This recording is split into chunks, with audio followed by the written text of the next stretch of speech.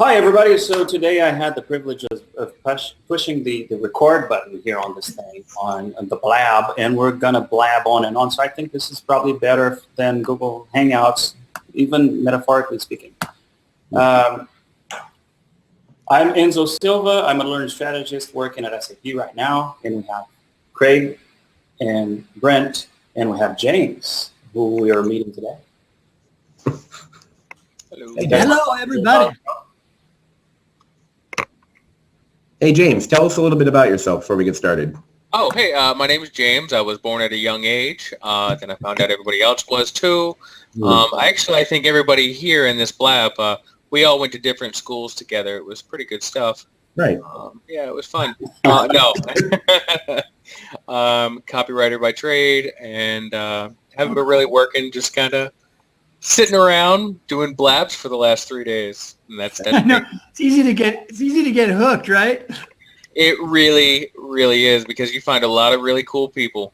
So leaping from Blab to Blab, is that the? Oh, it's a thing. Oh yeah, it's a total thing. Surfing. Yeah, I like to call them hoppers. Blab surfing, yeah. Oh, there's a whole slang here. No, let's talk about the Blab slang. We need to make one. That would be cool. Yeah. Like, we could start one right now. We could start our own dictionary. That'd be great. The Blab dictionary. All right. There you go. That's what we do. Ever, so it feels interesting that we have poppers. Is that what we do? Somebody has already created the first guide to Blab. Oh. It's only been out for like 2 months. Wow. That's cool. Yeah. Oh, not even that. It's like 3 weeks. Well, I could use that right now. Yeah, hold on a second. Someone's pinging me here. Those people will be out of luck when they do a redesign. Yeah, right. Who is it? Mark Levy? Oh yeah, that's it. Yeah, it was Levy or something like that. Yep, there you go. That's it. Okay, I will tell you, I do like the fact. I know we had the actual chat in Google Hangout where we could post stuff and people would see it appear over our heads, or periodically, or temporarily before it kind of just went into the chat thing. But it wasn't something that was held. But when the video would export to YouTube, all of our conversations and the links that we typed into the chat window would disappear, which I was not super happy about. So I do like the idea that this can, this is, that we actually have it here in the chat where other people can interact and they can take those links and work. But so here's the cool thing too. People can, in the replay, so they do replays. When somebody's watching in the replay, you can still be interacting in the comments.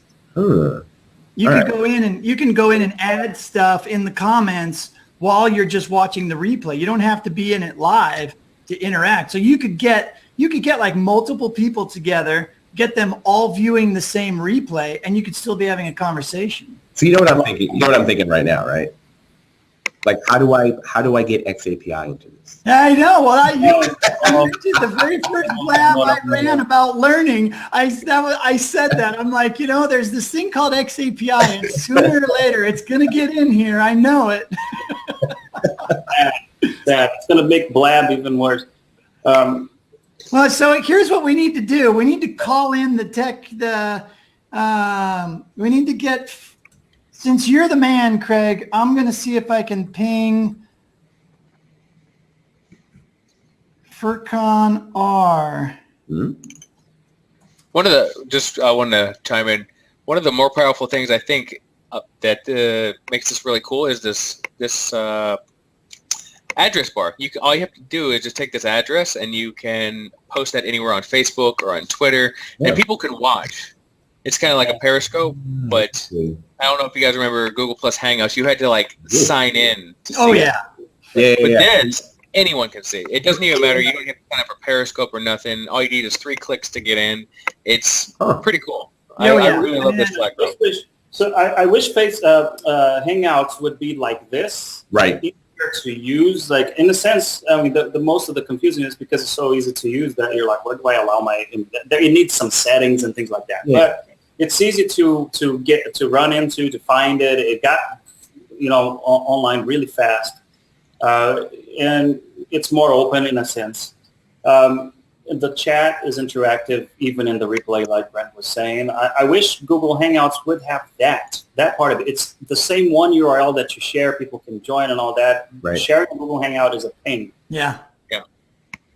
Yeah, I think People have to log everybody into their whole system. Oh, sorry. everybody that I've talked to has said they love this over Google Hangouts. Everybody that I've talked to with the exception of a few people who are still sticking with it because they've built up such a huge following and whatnot, most people have decided, hey, I'm moving over to Blab. I'll see. You know what I'm worried about. So one of the things I'm doing right now is working on, greater ADL outreach to a lot of the people in our military and federal government communities. Yeah. My fear, though, after trying to do a conference call yesterday using one of the military platforms that totally crashed and burned, by the way, just, people couldn't use it. And, it was terrible. My one fear is that Blab might be a little more advanced than the browser and computer setups that the people can handle. Because this would be perfect. This would be perfect especially for panel discussions and things like that, and people attend live and stuff like that. But I would be afraid that they would fire up Internet Explorer like 8 and then and be stuck. Yeah, and then not get in. Yeah. I mean, so you got it with Google Hangouts as well, right? I mean, if you're that behind in your technology, most things probably won't work. Well, no, actually, no. One of the things, the one nice thing about Google Hangouts is that people could just go to YouTube and watch it live, right? So you can do that. Yeah, you can watch. And actually, no, you can actually contribute. You can actually participate if you think about it. If you go to YouTube, they have that Q&A thing, and you can actually participate in that with Internet Explorer if you want. So, I mean, there is that. Not that we were doing that, but it is, it's possible. So I wish this would get recorded straight to YouTube as well. That's the one thing that I wish could work. Yeah. Well, the stopgap there for now is they send you an email afterwards. Then they allow you to download it. So you just download the movie file and then just go ahead and upload it to your YouTube site. You download it. It's an extra step, but. Yeah, it is an extra step. You got to download it and then upload it. I mean, that's not so bad. If what we should do, I mean, right now we're not really talking about anything, but we could, for the, proof of concept, then download this afterwards, upload it to Learning Circles, and then say, hey, but yeah, I agree with you. So it would be nice to ask people, what do you prefer? Let's do a Google Hangout versus Blab fight, or what do you call it? Fight. A cage match. Right. Yeah, there you go. The word completely slipped my mind on it. Let's have a whatever off. Right. That's open to your interpretation. Yeah, I can tell you right now, the engineers over at Google are just freaking out. I can imagine. Well, here's the thing. I was pleased to see that as much as I, have... Somebody just gave you 500 high fives there just because you said that. Let's say, I hate Google. Right, which I don't. Divorcing Google Plus from Google Hangouts and other things is a good move because that was hamstringing it.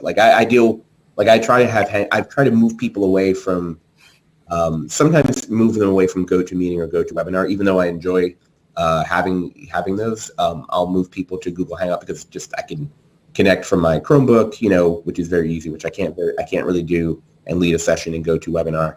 I can, get people in a room and I can use other add-ons so they can call in, so it actually works out really well, which, you wouldn't necessarily be able to do here. But I'm concerned about that. Here's a quick background that I heard in sitting in on some other blabs because the cool thing about the crew, I think it's about 30 people I heard that are part of the team, and they are extremely engaged and embedded. They've popped in and out. The VP of technology, Brittany, a couple. Brittany's awesome. What's that?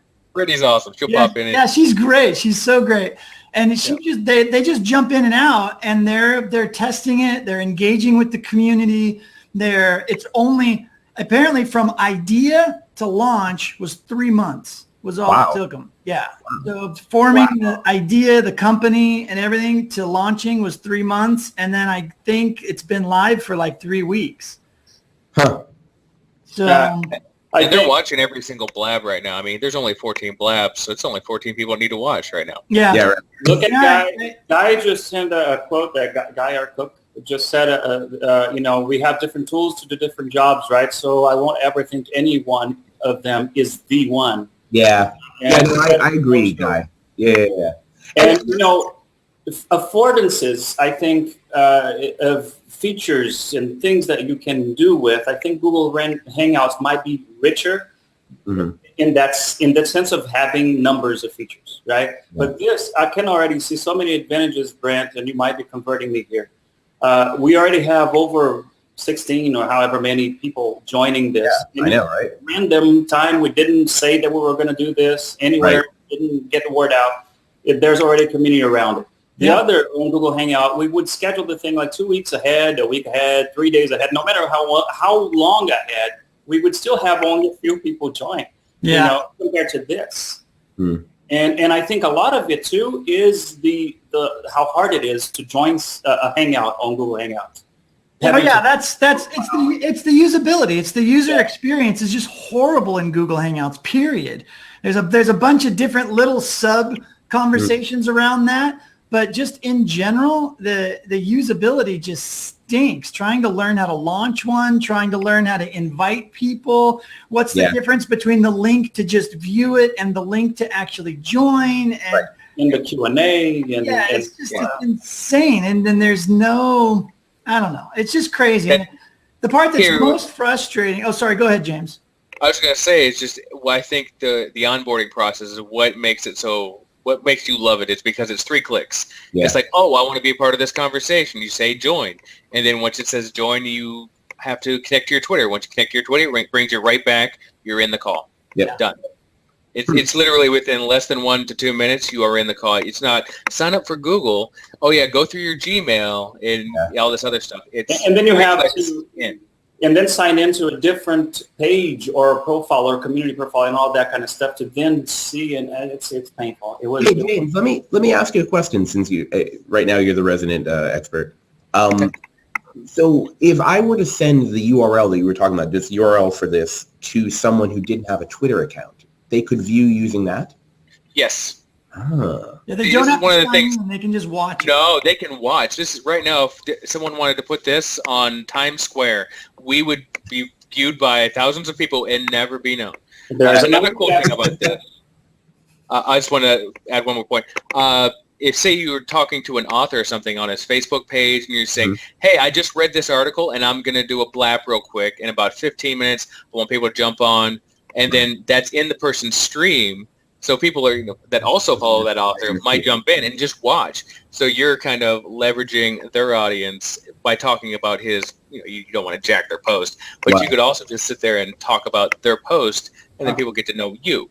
So I gotta say, we've been struggling. I mean, I'm just kind of thinking out loud here. We've been thinking about doing an office hours kind of thing, at the end of the week. But we can never figure out, should we just leave like a stream open and people can just jump on?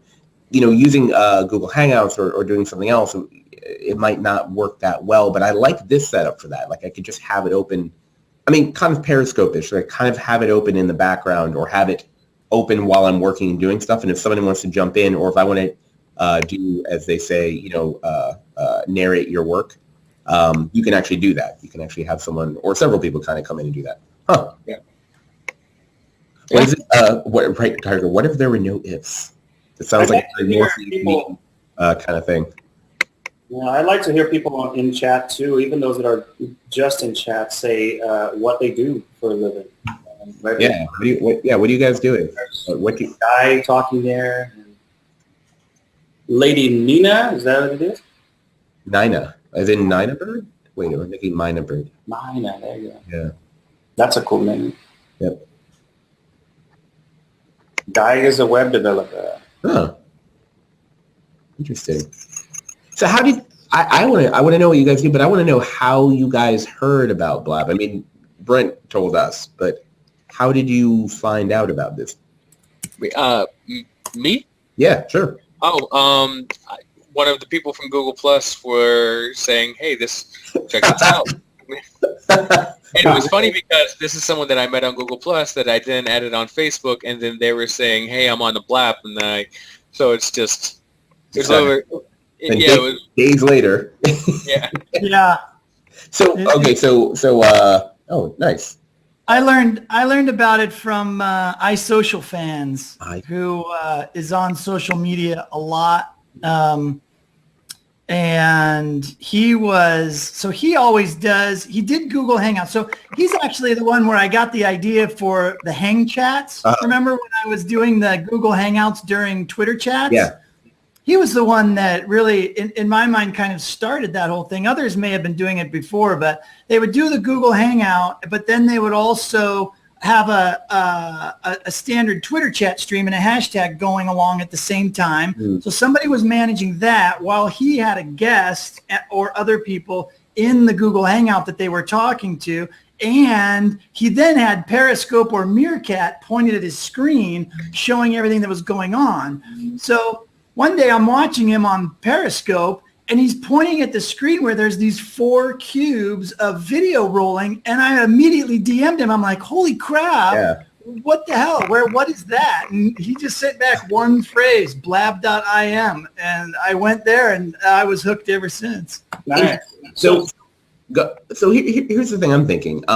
First of all, I find it interesting that Lady Nina learned about it via Periscope and JT Van learned about it via Meerkat. So one, other Twitter dialed in or Twitter rooted services. That's how I learned about it, which is what Blab is. 2, all right, guys. So Brent, Enzo, you're going to DevLearn, no? Yeah, of course. You're going to be there. You're presenting the same time I am, right? So the 3 of us are going to be at DevLearn, and I think Melissa's going to be there too. Oh yeah. So what would be interesting, and not that we're going to do this, but what would be interesting is if any of the panels that are held at DevLearn, right? We've got like maybe 4 people up on a panel. You could have each one of them with a laptop in front of them with their, kind of like set up like we are right now in a Blab while they're on the panel with a moderator off to the side. Oh, no, better than that. Okay. Here's what you do.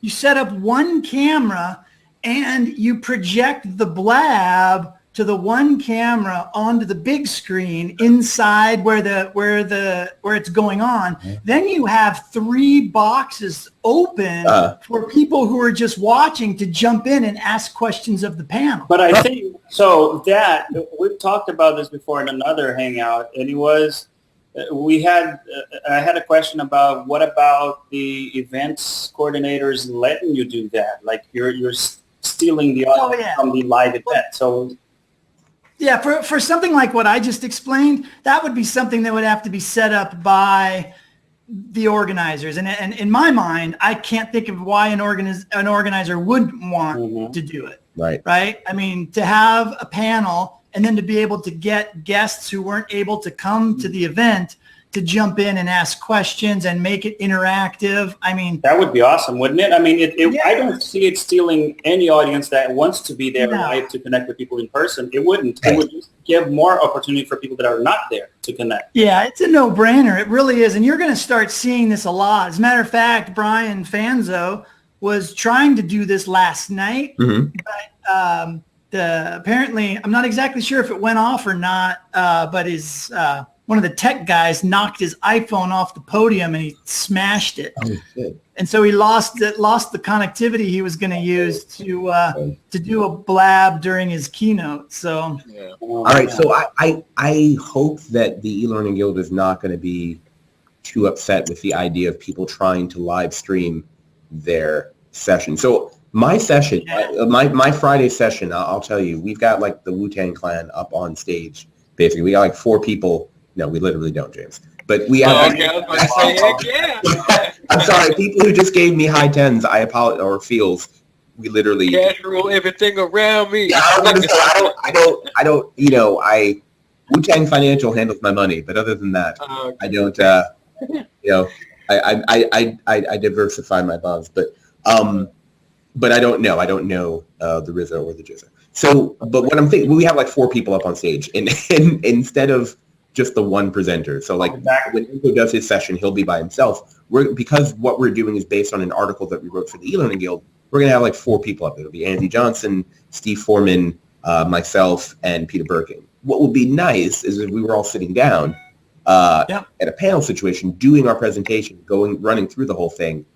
What would be cool, there's 4 of us. What would be cool though is if one of these here, and I'm actually pointing my mouse at one of the squares here, was actually the deck, but that was also the deck that was being shown on the screen behind us.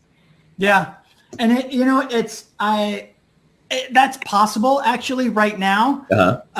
But you have to use an add-on app, either a paid service or like you could use a TriCaster, or you could use Wirecast. But there's free ones that I'm experimenting with, and I still can't get them to work. But I got a tip last night, so I'm going to see if I can fix it. But there's a free one called ManyCam and Cam Twist. And so what that allows you to do is give different video sources with special effects that you can push into the video. Yeah, with ManyCam, you can do a screen share, which would probably be very valuable if you're trying to do training on here. Yeah, exactly, right? Yeah. And so, and I know it can. I haven't been able to get it to work. It's been exceptionally frustrating for me, I must say. But somebody last night just told me that, because I uninstalled Cam Twist and went with ManyCam instead. But they said you have to just do view main, and that sets it up. So, I'm going to look into that and see. Thought I actually had it open right now, and I was going to give it a test, but I have to refresh my browser. But since I'm not the host, I can do it this time without canceling. Right, that's a good point. I don't know. I like this idea. This is I think I'm going to try and mess around with this this week. So I think we just lost Guy. We may have been. You mean Enzo? No, Guy. Enzo walked off. I don't know. We're going to get a good look at his office, I guess. By the way, I just want to say, it is a beautiful. I don't know where you guys are. It's a beautiful day here in outside of the nation's the nation's capital. When I say the nation, I mean the United States. It's beautiful here, and I don't know if you can see it. Actually, let me turn this around. So this is my office. It is gorgeous. This is my bike. Beautiful day. Yep. So this is basically. All right. Are you out in the country? Yeah, exactly. No. I mean, it looks like it. It's just there are trees around me. I'm outside of the city, which makes it very nice. So I don't have to actually be downtown or whatever. But the point I'm making here is that what you're looking at is a beautiful day, and I'm inside the office, and pretty much everybody else I know is not in the office today. So I'm the one sucker who put on a shirt and tie coming to work. Well, good for you, man. You're showing the initiative. I don't know. Since you play the game of showing out. I don't know if that's initiative. It's more, I think it's one of those things where, the last person, oh, wow, he's outside. Holy crap. Oh, no, that's a window. Okay. Oh, you've lost, I think you may be talking, but I can't hear you. Oh, and then he just jumped out. Lady Nina, you're in the office too? Yeah, see, you got suckered into it as well. You ended up having to come to the office. Oh, Enzo has to accept. Oh, if people popped out, they have to be accepted. And well, yeah, Brent, you're in the office, but the home office, right? See, that's not the same thing. I have a home office. I would like to be there. Anyway, this is pretty cool. Although it looks like people who've dropped out, I can't add. Okay, so this is one feature that I would like then. I would like to be able to be an additional, what do you call it? Yeah, thank you, Lady Nina. I would like to be an additional host so that I could add people back in. Now, I would imagine if that's possible, they're working on a co-host. Okay, cool. That would be really nice. Because honestly, Enzo may be in the restroom right now. I have no idea. Wow. So this has been around. I feel like I just got feels possibly for saying that Enzo might be in the restroom. But what I would be interested in is, Brent says that this, it took like 3 months. Was it 3 months or 3 weeks for them to get this up and running? 3 months? Because 3 months would be, 3 months is incredible. So this is still pretty new, I imagine. I'm wondering what, is there a timeline somewhere? I mean, I haven't checked out the blog for Blab. That was kind of fun to say. I haven't checked out the blog for Blab, but I would imagine that there's kind of a timeline of things that they want to integrate into it. Although, to be honest, I don't know how much more they should kind of church it up. This is really pretty nice as it is. I don't know, as I think Enzo was pointing out earlier, there is a, scope creep kind of, feature add-on, laden problem that you can get. I think Hangout might have, oh, really? It hasn't even been a month yet. Lady Nina. Wow. Okay. That's pretty amazing. Kind of makes you wonder then about like a lot of this technology or a lot of these software development cycles. I think a lot of that has to do, point of diminishing returns. Yeah, that's a good point, Brent. Yeah, I don't know. I would imagine that, well, my thing is that I'm kind of wondering about these cycles of technology or software development that take a lot of time because there, at least in my opinion, there are a lot of, what do you call them? There are a lot of dependencies on other software or operating systems that requires that they take a lot of things into consideration. It looks like Blab is kind of maybe not that dependent. Although I will say this one thing, I would be concerned at least a little bit that Blab is based running off of Twitter, and not that Twitter is going anywhere, but Twitter is notorious for letting people use its API and then going, oh, we like that idea. We're just going to make it so we have our own company that does that, or we're going to acquire that company. Acquiring the company is a big deal, but edging a company out that is based their business on their platform. Is it just for the login? Because it seems like it's more than the login, though. Well, maybe not. I mean, because you're sharing back out. Everyone's, anyone who can participate has to have a. Hey, Lady Nina, I just noticed. Você fala português? Você fala português? Só inglês. Aí, porque não quero falar em português agora, mas the administrator of this Blab is a Portuguese speaker, actually a native Portuguese speaker, and I am clearly not a native Portuguese speaker, but I just noticed in your bio that you are a Brit living in Portugal. Enzo Silva is from, I want to say he's from Minas Gerais. I want to say that, but I could be wrong. He'll come back and correct us, I'm sure. But and I'm, yes, that is in Brazil. That is not Portugal. But I was just saying that we have a at least half, I guess 2/3 Lusophone Blab at this moment. Well, at least as far as the people in boxes are concerned. Although right now I'm the only one in a box who's actually talking, which is kind of, yes, thank you. I appreciate the feels. So I could probably do this all day, but I probably should not do this all day. So Enzo, at some point we'll get back and let you guys back in. So yeah, I don't know. Like I said, you could have fallen into the bathroom. We don't know. So I'm just going to have a little monologue here, and then maybe you guys can respond in chat, and then I'll vocalize that. But so one of the things we wanted to talk about, for those of you, again, if you're not interested in e-learning or learning technology or learning sciences, I apologize. I don't know if we can text him in the bathroom, Brent, and I'm not going to do that. Thank you, Guy. One of the things that we'd like to do is talk about, one of the things we do in our regular Hangout is talk about learning technology, e-learning in particular, learning sciences and trends and stuff. Last time we talked about e-learning tools, and I shared a few non-traditional e-learning authoring tools that I'm experimenting with, including the ADAPT framework and authoring tool, which is an open source project. And we talked about a few others.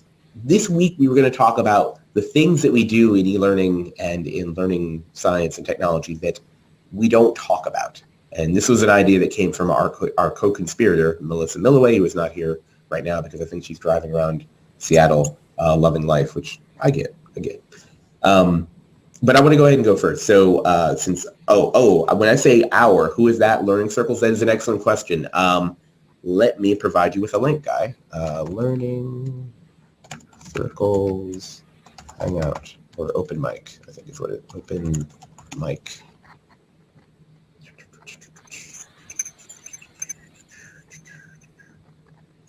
I think here's an example. Oh my God, this is a terrible example, but I'll share it anyway. There you go. Please don't judge me. That was an early one. Man, that was an early one. Look at that place. Same office, just terrible, terrible decor. All right. Yes, it's a Hangout group. That's what it is, Guy. And so we decided to play around with Blab, and this has been pretty positive so far. But so I'll go first regarding things we don't talk about. So I've been involved in e-learning for I'm going to say 12 years now or something like that. And back in the days of what was called TrainerSoft, which then became Outstart Trainer, and then whatever my first authoring tool. I really quickly realized that I was creating some stuff for the Caribbean Epidemiology Center down in Trinidad, which is a whole other story. We could talk about that some other time. But so I went down to Trinidad twice to kind of do SME work and understand what they were trying to do. And I realized that a lot of people were going to be kind of doing this at laptops or computers in labs and alone. And I kind of wanted to keep their attention and keep engagement high. I didn't really understand learning or instructional design theory at the time. I was just doing stuff. And I decided that I would hide pictures of me exploring their labs or each other's labs in the e-learning that they could find if they were kind of clicking around or they were in the course of doing things. And it went largely unnoticed for a long time. And I got an email, I'm going to say 2 years after I ended up dropping that. And then, yeah, it was that was great. So, hey, hold on a second. So Brent says that we should start a new Blab, which we probably should. We got 18 viewers right now, so I feel bad that we're going to lose the viewers. But we should start a new Blab since Enzo has not come back. So let's do that. Do you want to go ahead and do that, Brent? You want to start a new Blab? Oh, start it and invite from here. Oh yeah. Just name it the same and everyone will find it. Okay, yeah, you go ahead and do it. And then I guess email me or message me on GChat what the URL is. That way, in our normal GChat thing, that way Enzo will see the new URL when he gets back from what I can only assume is the restroom abyss that he's in right now.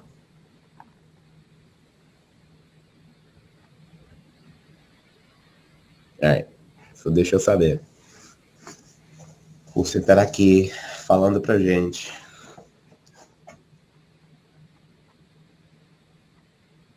Está sentado aqui. Yeah, I really don't. Yeah, I have problems with verbs, with conjugating verbs, even now.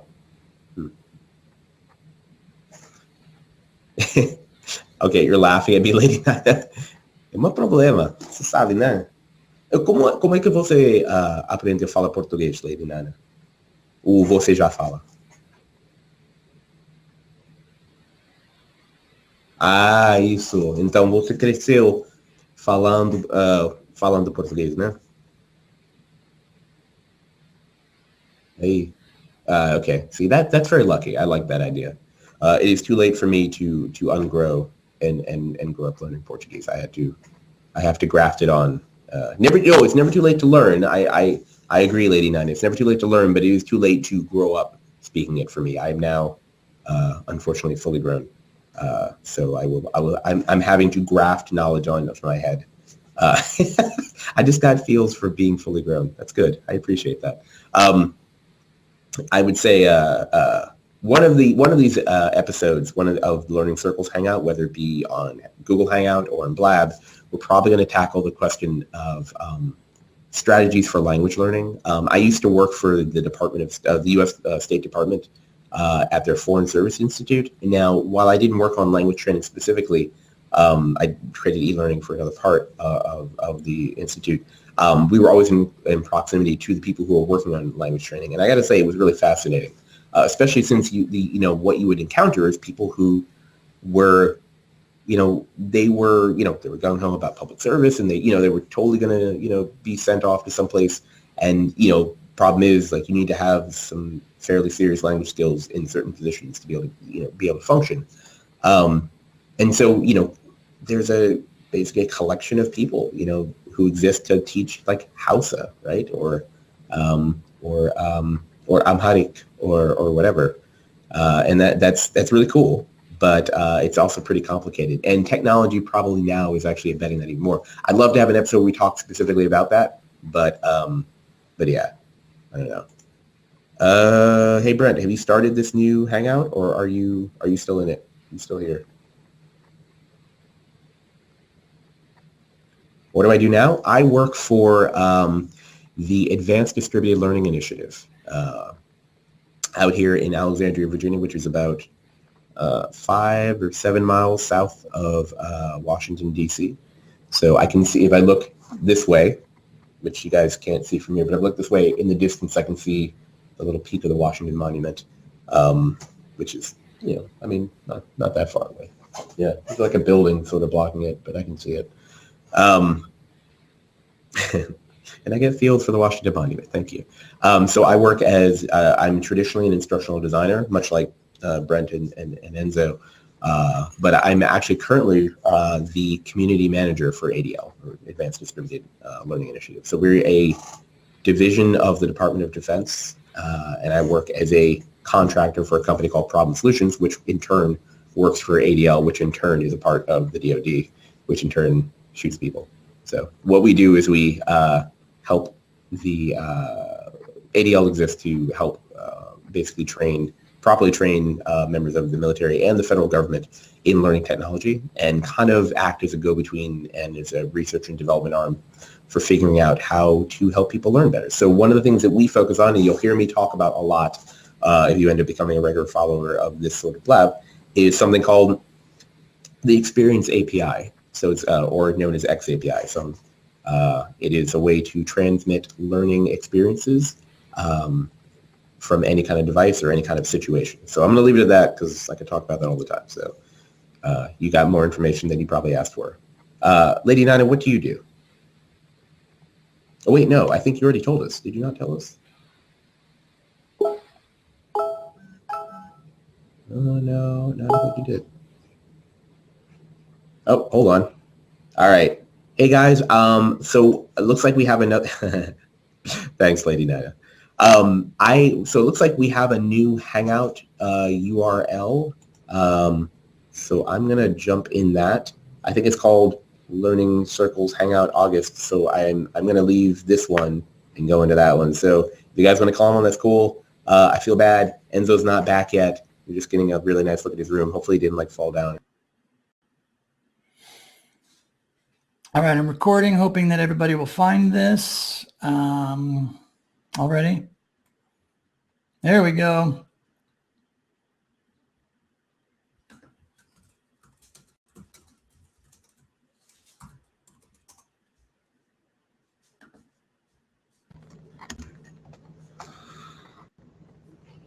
Hello. Hey, can you hear me? Yeah, I was trying to get my mini cam to work. I'm just it's driving me crazy, and I couldn't get it to work again. So this is the second one that I've reset up. Okay. Did you change your shirt? Do you have a Litmos shirt on now? Yes, I did change my shirt. Nice. That's very good. Like I should get, we actually do have ADL shirts here apparently, and I have not. Oh, really? Yeah, we do. We have like different logos and stuff. Yeah. And I've obviously got a Problem Solution shirt as well, which I should probably wear at some point. But there you go. You've got a nice big blank spot on your cabinet right above you there. You just gotta. That's true. I should rent that space out. Absolutely. There you go. Right? Yeah. There was somebody the other day, a radio personality guy with a bald head, and he was going to rent out his forehead, and the Blab VP was like, "We're doing that. You got to save that spot for us. We're going to do a Blab logo on your forehead." Yes. I don't know if it ever happened, but it was kind of funny. Hey, David, it's e-learning has joined our... Hey, awesome. Mr. Anderson, click the button and jump in on the video. I've never said of it, Mr. Anderson. His name is Mr. Anderson. Do you get a lot, David, do you get a lot of Neo references ever, or is that, did you get them, or has that time passed? He may not be able to talk. He's just laughing so hard at us and how silly we look on the video that he can't even contain himself.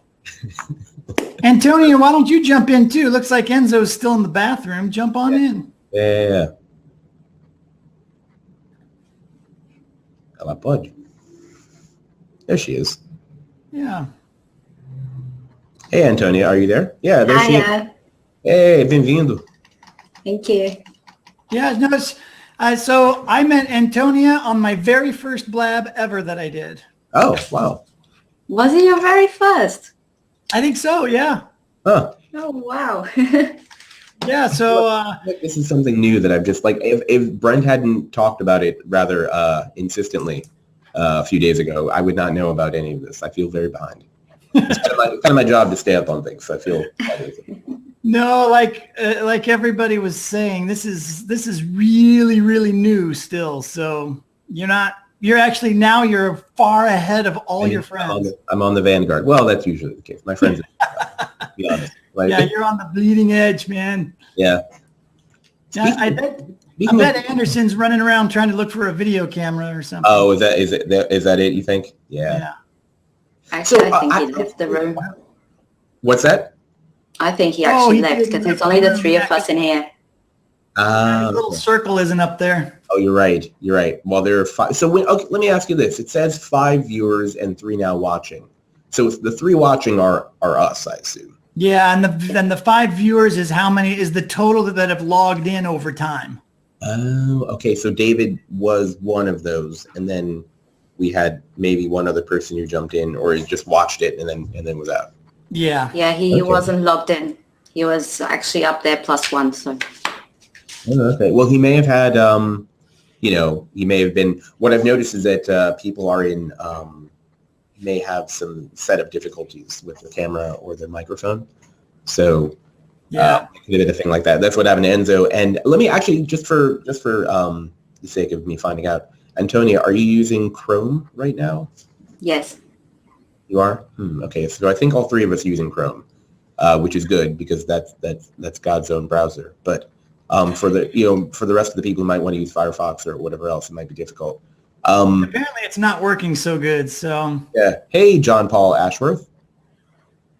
Jump on in, John Paul. Said hey. So. Ta-da. Living as stress-free as can be. Is that the... Oh, I wish I could do that. John Paul, how are you? All right. Hey. Well, welcome to our experiment of moving our bi-monthly Google Hangout to Blab. Yeah. We actually. So you're recording this now, Brent, are you not? Yeah. So here's the question: what when we want people to view this later, like we want to say, oh, check out the Blab we had yesterday, or one of the two, wherein Enzo disappeared. Do we just give them the URL and then they can view the recording, or do they have to do something else? Yeah, so the URL, they can go back. So they call it a replay. That's part of the website. So go back to your profile, and you can see. Well, I guess you have to be a host in order to see the replays. Oh, interesting. So not to see them, but I mean to see how many that you get. Although I see how many are there, but I could go into one of my replays, grab that URL, and send it to you and say, hey, check this out. Interesting. And so, but then also, like I was telling Enzo earlier, when the Blab ends. After the video processes, they send you an email that says, would you like to download your Blab? But that goes directly to the host. The host, right. Yeah, and the co-host thing would be great because that way we could then We could then, Yeah, I mean, I mean, we could start doing this, next week. We could be official. I think we'll have to do a bit of a run-up maybe on the Google Plus site and say, like, hey, guys, we're going to try something different. We're not going to do it through here. So if you normally go through the Hangout, do not do that. One thing that I did like about Google Plus Hangouts is that in the run-up, you could then, like, mass send out to, like, for me, it was like 300 people. So I had circle. Well, so just so you know, Craig, you can schedule a Blab. You don't have to just immediately launch it. There's an option when you start a Blab. It's very similar to Google Hangouts in that you can either select now and it just launches it immediately, or you can say later and give it a date and a time. Interesting. All right. So okay. I know kind of how Antonia found out about Blab. I believe it was Meerkat. Was that right? Was it Meerkat or was it a Periscope? That's right. John Paul, how did you hear about Blab? I had a lady that I'm friends with tell me about it. She discovered it about 7 days ago, and she spent like 9 hours on it yesterday. Yeah. Apparently that's the thing. There was a guy who was in our last one who, like, this was like, he was just like, well, I've just been on for like 3 days straight. I was like, oh, you should get to it. Yeah. So I actually had to rush home because where I was at, the internet connection was slow. I rushed home to get home and see what it was all about. All right. Yeah, the hours just start to click away. I gotta say, given the cohort that I work with, which are a lot of people, active military, it would be interesting to see if this is something that will be picked up by people who are overseas actually serving to connect with their families. I mean, depending on the kind of connection that they have at base. But it'd be interesting to see how that would work, especially since we have several people from different different members of the family on at the same time. A lot of times, the way that they have comms set up, you're connected with one person. You've got a bunch of people in the background on one camera, and then the person, at forward base. This could be really interesting, especially being browser-based like this, not like a big install or something like that. Who is Mini Meal? Who is Mini Meal? Can y'all hear me okay? Yeah, we can hear you fine. Yeah. I mean, I can hear you. I'm having issues with my camera and the microphone. Let's make sure. I noticed you were doing a very slow zoom in earlier. Yeah, it was doing it on its own. That's why. Really? Do you have one of those? Do you have one of those automatic? No, it's the Logitech, and I have a separate box open, and I guess I had to follow my face checked, and I unchecked it, so I think I'm good now. Yeah. Well, I think I explained it in the last one, so I'll just say it again in this one. I feel bad, Lainey Nina, you've already heard this, so please. Sorry, you're in front of me now. Your name is there. I should call you Antonia, but That's all right. yeah, no, I can't walk around calling you Lady Nina. It's a nice name, as Enzo said, but your actual name is there. So, Antonia, I'm sorry you're going to hear this again, but John Paul, this may be news for you. So Enzo Silva, who is not pictured here because he's in the bathroom apparently, myself and Brent Schlenker and a woman named Melissa Milloway, who is not with us right now because she is probably out enjoying Seattle now that she's lived there. We get together every other week to talk about learning sciences, learning technology, e-learning in particular, since we all come from that particular world, and mostly to bitch about, those youngins and their new tools, although here we are. But also to talk about the state of the industry and how to do certain things. This last time we talked about e-learning tools and we talked about open source stuff, and Melissa had the idea that we should have a discussion about the things that we don't do, or the things we don't talk about that we do in the industry. And in the last Blab, I think I told the story of, was it the last one? I think I told the story of how I put Easter eggs into training I was doing for the Caribbean Epidemiology Center in Trinidad, where we had people in different islands of the Caribbean who would take e-learning. The center was actually in Trinidad, and since I had to go to a lot of the labs, I would actually take a lot of pictures of me in the lab. So I would actually put those in the lab, in the e-learning, so they could click around and then see, no, I have been to your lab. I've been to this other lab in this other place. So, and I thought no one knew about it until like a couple years later. Like when I was a couple jobs in, someone was like, were you were you in the lab? It's like, well, not recently. It's been like 2 or 3 years. So it was kind of gratifying to see. It kind of emboldened me to throw other things into e-learning as I moved up and moved into other companies, and after I got my master's degree and became a serious professional. No, don't become that. Right. I started trying to put it into more things, and I had a not positive experience at one company that will remain unnamed, but about me kind of putting that stuff in there. But I realized that I was also doing that because I was trying to amuse myself, which is something that I think that people who are one-man bands who create learning experiences using authoring tools without a lot of contact from anyone but SMEs are want to do. So that's my yes, that would be it. Now you go ahead. I'm sorry. Are you talking about e-learning as far as like distance education and all the things like Udemy and all these places? Online courses. So that's a really good question, John Paul. John. You don't mind if I call you? Okay, John. There you go. Well, it says there's a Paul in there. I know. So, oh look, there's Enzo. So, yeah, there's Enzo. He's back from the bathroom. So, that's a good question. So I actually, the long answer to that question is that I managed one of the subreddits for called e-learning. So the e-learning subreddit for Reddit. And a lot of people often will submit stuff about Udemy and well, I was going to say Khan Academy, but that's not really what I'm trying to say. But basically stuff like that, like edX and things like that. No, we're not really talking about that. We're talking about, most of the time, we're talking about old school, like what people do is like like click next or whatever, but maybe doing better than that. Although lately I've been more open to the idea of online learning being folded into the concept of e-learning. It's kind of like, and I don't want to get too technical and too boring, although maybe we've crossed that Rubicon. But there is,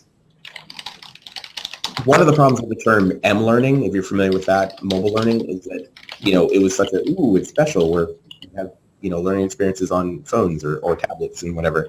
And eventually we're going to stop using that term because, it won't matter because everyone will have devices, and if they don't have devices, what's wrong with that? I feel like at any moment now we'll stop, making a distinction between e-learning and online learning because, it's just different. It'll be accepted learning experiences. So the short answer to your question is no, not really. But as we move on, as we progress and talk about this stuff, I think we're going to fold that in there.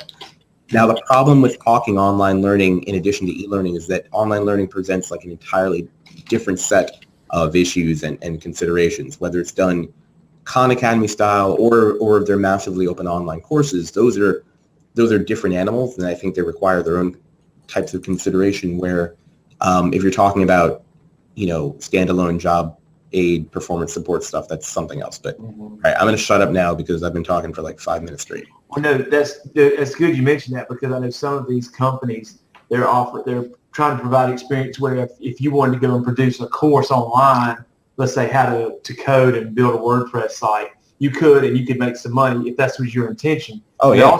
They're also pushing it towards companies using it in the corporate world to maybe design courses and stuff for them to watch that's required for either continuing education or whatnot, for them to send remotely so you don't have all employees coming to some training center, a bricks and mortar place where they can just do it at home, log in and be accountable. Because when I started working on my master's, it was distance. And they had this virtual chalkboard, all these accountability things thrown in there to ensure that you were doing it. And I'll be honest with you, it's easier to go 3 days a week to a bricks and mortar university than it is to do the online education.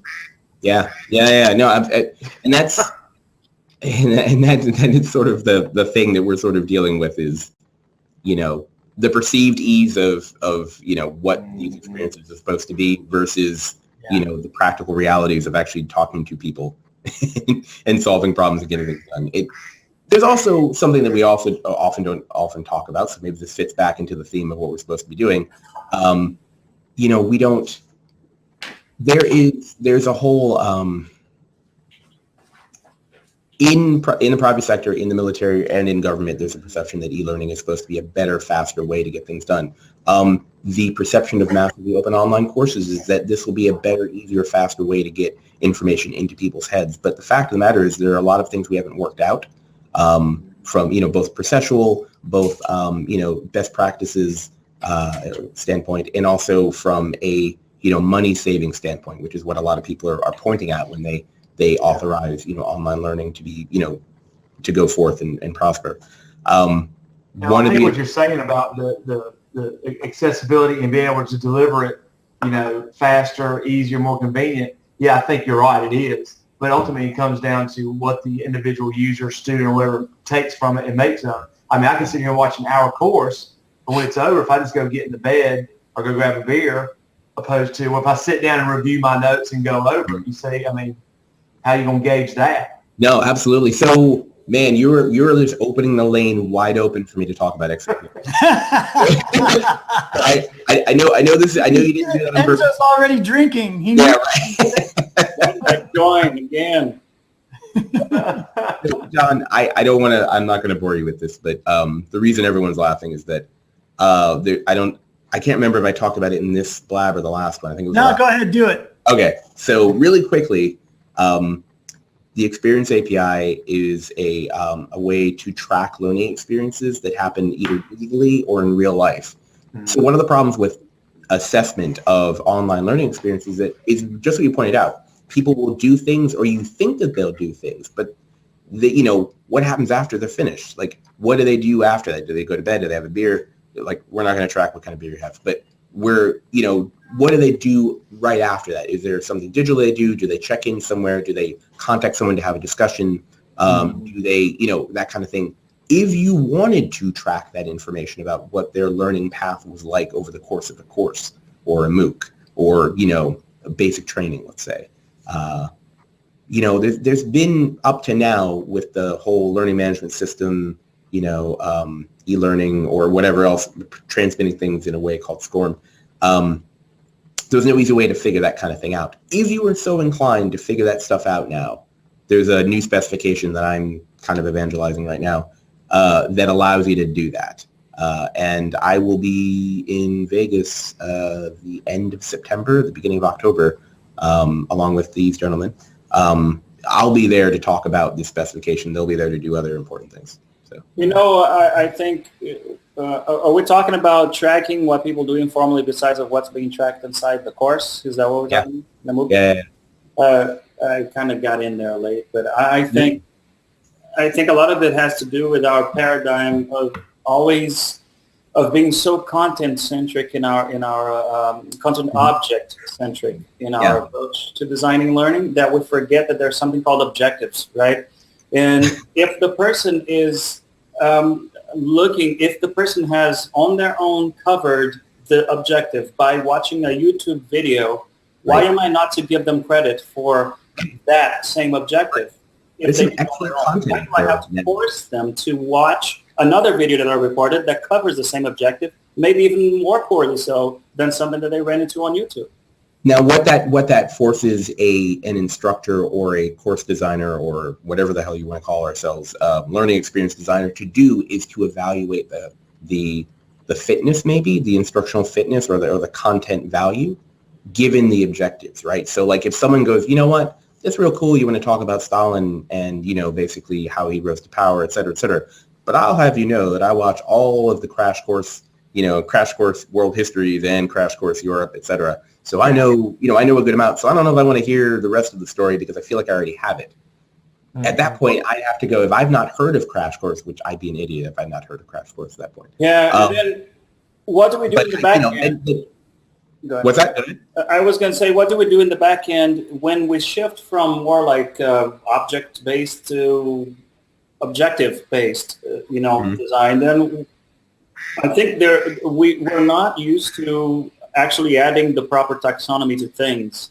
Included, right? When I put a video to an LMS, I don't put the right objectives there, or as much as I should all the time consider the right objectives. So, and then our systems could get more intelligent as time goes, maybe with XP API or whatever it is, that this objective was specifically already covered by this and this and this. Now let's give them a test or whatever it is to see if it really validates, but let's give them credit for what they already did that covers this objective. Absolutely. It all ends up being just the assessment though, right? Like we don't really care how people learn something. If we can assess them accurately and prove that they know something, that's really what we're going after. We don't really care how they came to that knowledge. We just want to know that they got it. But once you prove how they learned it in the best way, then you can reverse engineer it and find the best way to deliver it. Yep. Exactly. Yep. That's because once again, you can have all the book knowledge in the world, but if you don't apply it and use it, whatever. That's the problem with assessments too, right? Is that they normally go with multiple choice questions, and we're all probably guilty of that, right? So if anyone who's made e-learning, yes. Yeah, I mean, it was more scenario based, more real. Well, that's what I was saying. That's what I meant by if we could only figure out how to make the assessments legit, right? And really, really honest to God, make assessments that prove beyond a shadow of a doubt that this person knows this stuff or knows how to do this particular activity, then we no longer really need to care, with the exception of maybe wanting to figure out, wow, how did that guy get so smart, so we can make everybody else, as smart as quickly as that person. But other than that, we don't really care. But what are some ways?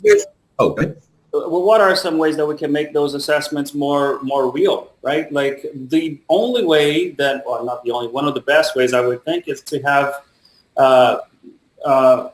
the person be evaluated in what they actually do by peers. Like maybe there is besides just it being an automated reports or whatever it is, there's a whole peer network inside of your community or whatever it is that whenever I deliver something at DevLearn, for example, my peers will let me know, and that will reside in one place.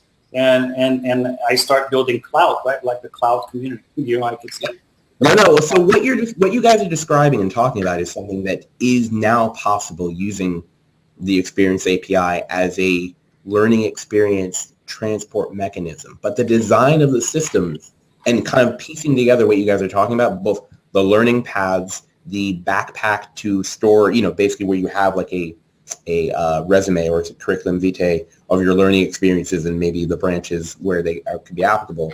The resultant, the competency framework that corresponds to the things that you want to where you want to be, and then the things that you have to actually, learn in order to be that thing. And then the brokering, tackling the problem of content brokering. How, if there's stuff you do want to know, stuff you've already done in the past that actually gets you partway there, what do you have to do in order to get to whatever? Like a lot of that is really, I don't know, it's really, it's stuff that we're tackling right now at ADL. We actually have something called the training and learning architecture, which deals with those different stages, those different parts of making that sort of thing a reality. What we need now is just people to do it. We need, like what Enzo talks about when he says, a peer system that, where basically if you do something at DevLearn or if you provide some value on your internal network where you work and people go like, yeah, that was a really good idea. Man, Enzo is really, knowledgeable in X, Y, and Z. Or in this particular time, man, Enzo really helped me out here. And then just take the time to mark that response with, yeah, that was great. We need examples fast. I mean, now you can't just show me the technology and go, wow, this is cool. This is how it should be applied. People are dying to see the reality, right? Because we go a lot about theory. It could happen. It should happen. Like, why? If I want to make something happen like that, what would be the next step? Let's get together, everybody. So to do that. So, okay, I'll say one, there actually are a lot of companies that are actually doing parts of this right now. Part of the problem is that it's early days, so what they're doing is sort of in isolation from other things because they don't have a bunch of systems connected to them yet, because they're sort of what do we call them, market leaders, I guess. They're doing stuff where other people are not yet doing stuff. So there's that. The other thing is, like, one of the problems, it's not really a problem, but one of the differences in the way that the three of us have historically worked in e-learning, I think. I think at one time or another, each of the three of us has been like the lone wolf, like kind of, the one-man band doing everything, right? Yep. Right now, in the world of XAPI, because we do not have authoring tools yet that do what we need them to do, the concept of authoring tools needs to change to meet where our potential is now that we have this transfer mechanism. If you want to do something like that, Enzo, you can do it. You have to design it with an understanding of what XAPI can do, and then you need to bring in a developer to actually make that work on a platform. There's no put a sock on it and now it says XAPI. There are SCORM to XAPI wrappers that exist. ADL has one, and there are a couple other companies that have them. But those allow you to basically have SCORM-like things, expressed in XAPI, which is cool if you're trying to move away from the trappings of SCORM, but it doesn't allow you to do anything that SCORM really doesn't already do. Mm-hmm. For that area, by the way, just as a quick aside, for that use case, the use case of still working in traditional e-learning stuff, but wanting to get beyond SCORM, but not super crazy, that's where CMI5 comes in, if you're ever curious about that. So yeah, the answer is you can do it right now. You just need to find a developer you need to understand enough about XAPI to understand what it can do. And then your developer needs to understand enough about XAPI to actually make your dreams a reality. That's the challenge, is finding the developers to collaborate. Well, there are several firms. In fact, if you go to tincanapi.com/adopters, there's a current adopters list of companies that they have they're vendors, and they have products that they have which have XAPI baked in, or they work with XAPI. But a lot of those companies are also consulting firms or whatever, learning technology or learning. Oh, look at that! This is how much I have to invest in a developer. Yeah, so that's where I honestly, that's a really good point, Enzo. That's where I, as an instructional designer and e-learning person, sitting among learning technology developers and engineers, I sit around. I work with software engineers most of my day. I do worry that what we have going right now. I'm able to play around with an open source authoring tool like Adapt. Right, we were talking about last week, with no money down. Right? I don't have to spend anything. But if I put the work into it, I can create my own e-learning. And if it's good enough, I'm up and running, right? Mm-hmm. Package a score and blah, blah, blah. You can't, there's no, not that I'm aware of, there's no current situation that allows you to do that. And part of the reason you can't do that is not because we haven't figured out how it can be done. There are authoring tools that do integrate some XAPI, I wouldn't say compatibility, but they allow you to create statements. Most notably, I would say Lectora, Trivanta's Lectora actually allows you to kind of design the statements you want to, as you want to receive them, or you want to transmit. So that's pretty cool. But to do that, one of the problems is that it's really easy to make authoring tools when what you're going to create really doesn't vary that much, right? The reason authoring tools exist is because we're able to abstract things that were very technical and very methodical when in the very beginning, when people were actually just hard coding everything. Pretty much e-learning is different only in certain ways, but e-learning as a thing is not that different, overall. Whereas what the XAPI allows you to do, it allows you to transmit learning experience data from anything, which means we currently don't have an authoring tool that allows you to allows you to have a toy gun transmit XAPI statements if that's what you need to do for a learning experience that you're doing. Which could be balanced. No, it could be, yeah. And here's the thing. Apocalypses. Yeah, now here's the thing, not to self-promote, but, well, no, I'll do it anyway. Andy Johnson, Peter Birking, Steve Foreman, and myself, we wrote a series, and Jason Haig, wrote a series of 6 articles for Learning Solutions magazine. The 6th article, and the last one, that just came out, yes, dude, is about authoring tools in XAPI. I'll find the link and put it in here. But to your point, Enzo, about guns and XAPI, there's a project called Project Reaper that was done in conjunction with our Riptide software and ADL, and that's exactly what it is: marksmanship training in XAPI, tracking accuracy and difference in, basically expressing XAPI statements about physical activities and physical training, and it's freaking awesome. It's one of my favorite XAPI implementations. Yeah, that's a good question. Can we always upload to the same channel on YouTube? I actually meant that to another chat, but we're talking about consistency with this thing on Hangouts or Hangouts, and we definitely need to have a central place later on. Let me see if I can find. So what is the name of the project you were talking about? So I'm going to link it in here because it's freaking awesome. Hold on. Yeah, I'm going to put it it's in the chat window. It's called Reaper. Nice. And there's a link to Riptide software. That probably doesn't have all the information that you need, but like it's great. It's great. Let me see if I can find another link that would give a better. Yeah, hey, while you're doing that, let me just, I've gotten 11 o'clock. I'm going to have to bug out. And, we've been on doing this for a long time. In a minute. But I also just wanted to say, Craig, before I let you go, I got connected with the folks from the 3D company. What was the name of that one again? Modest Tree. Modest Tree, yes. They contacted me. I'm trying to get connected with Sam, I think his name is. Mm-hmm. Yeah.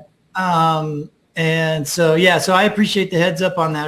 We haven't connected yet. He's busy, and I'm having a hard time getting my schedule hooked up with his. But I'm really interested in checking out what they're up to with that. They're not. I tried to explain it briefly, what was going through my head in a brief email, and I don't think I explained it right because they said, "Well, I don't think we do what Superscape does," and but they totally do, just differently, and that the idea is the same. The concept of 3D navigating through a 3D space easily and being able to code within it so that somebody can go and do one thing, another thing, and then those objects can interact and whatnot. And their interface looks much easier than Superscape did. So I'm really excited to see it, see what they can do. And if they're already talking with you guys about using simulations and they were a big part of the recent XAPI design cohort that we just did. I will say though, if we're talking about 3D environments, I would be remiss if I didn't talk about the virtual world sandbox that we have through ADL. And I say this only because not that I have anything to do with it, but people don't know about the sandbox. Send me a link. I will. Here, hold on a sec. I will pull it up. Yeah. Oh, hey, someone wants to jump on real quick. Okay. And did you guys talk about the idea of Hello. Hi. How's it going? It's going great. How's it going with you? We are good. We're just talking learning technology and stuff. We were about to log off, but we felt that we had like a hole missing here, and now you're filling it, so we appreciate that. Okay. We're just our gap. Oh, you just nosy? No, that's cool. That's all right. Yeah, we're just about to wrap it up. We used to do this conversation in Google Hangouts every other week. And ever since Blab started, I convinced these two guys to jump in here and do it in Blab this week. So I kind of want to keep on doing this here. Yeah, me too. Well, let's set the groundwork with the community that we have and kind of warn them for next week that we're going to do this, and then let's schedule it, and then I guess circulate that URL. Yeah. Right. I already like it that we have. It's easier to interact with tens of people now. Before it was as opposed to no people. There are tens of people to interact with. My mom was like saying, "Hey, man, I have a viewer. Oh my God, I have a viewer." So we didn't talk about what we wanted to talk about this week, did we? Which was things that you do that you don't tell anybody about it. I did. I talked about my Easter eggs. You did, but that was it, right? So I think that was it. We did a whole episode about that. We keep getting off topic. We do. I don't know why. It's kind of our thing. Let's be honest. So all right. So, we're recording this. I know Enzo, not Enzo. Brent, you got to go. I should probably get stuff. Enzo, you can hang out if you'd like. But when you get Brent, when you get the recording for this, let me know, and I guess maybe upload it. And Enzo, you're going to get a recording. I assume a link for a recording for the last one. Yeah. So how this works? in case anybody's wondering, if it doesn't end until the last person leaves the room. So in theory, I could click the X and check out. You guys could still hang out and chat. The room stays live. But like Charisma stays here like until tomorrow. The longest recording ever. Yeah. So, or else the other option for ending a blab is I can go around and just click the X on everybody's box and then click mine, and then that ends the whole thing. So you have options as a host. Just as a quick tip before we go. I may have my what do you call it? My Experience API design cohort groups do this instead of messing around with stuff, because it's great. All right, guys, I gotta take off. Hey, thank you very much. Take off too. Bye, everybody. See you guys later. All right.